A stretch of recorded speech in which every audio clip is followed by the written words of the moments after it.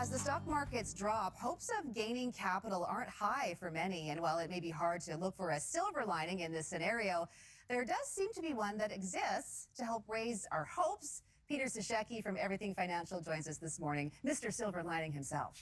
Good morning. Good morning, Keri. Nice to see you in person. Good to see you in person. It's been over 2 years since you've been in our 26 studio. months.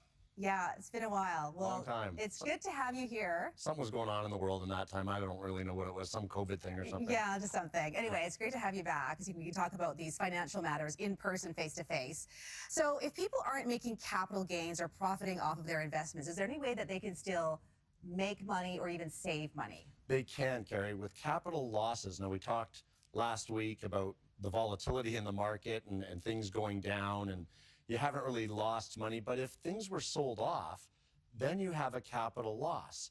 And a capital loss can save you taxes against future or past capital gains. You can actually go backwards on your taxes and refile and get money back that you've spent in taxes. Maybe give some examples of what capital gain or loss could be, because there's lots of different scenarios there. Sure. Let's keep it simple. Say you had bought something for $100, a stock for $100, and you sold it for $110, you have a $10 capital gain. Okay.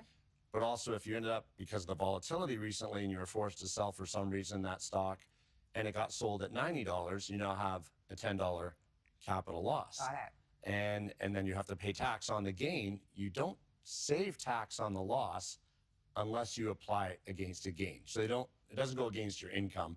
It just helps against the capital gains. So is it tax time that that loss gets carried forward then? It does, and you can carry forward a capital loss indefinitely. They never expire. Oh, so you could just like sit on it for a while. Sit on it until you get a gain, but do you really want to sit on a ton of money? No.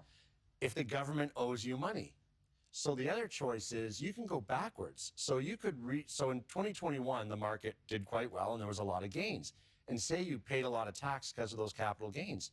If you have losses at the end of this year, you can redo your 2021 taxes and get back all that tax or a large portion of that tax you paid to the government. So you get to go backwards 3 years if need be.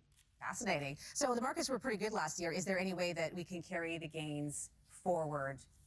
Gains, long term. Gains get paid. Gains get paid. The government wants their pound of flesh from us, and they get paid. But if you get to go backwards, if it is a volatile year and it carries on for the rest of the year, let's hope it doesn't keep going. But if it does, and you have losses, don't wait to use them up at some distant point in the future. Do your taxes from 2021 in 2023 and get that money back as fast as you can, because it's your money, and why let it sit with the government? I'm sure you'd like your money back. And the more that you have it in your bank account or working for you, then you can do more with it. Absolutely. Are you hearing a lot from clients concerned about how things are going? The markets have been up and down. What goes up goes down and vice versa. Exactly. I probably can count maybe 20 calls at the most in the last couple months for people with concern. And it's not so much concern and worry. It's more of understanding and trying to wade through all the news and all the stories.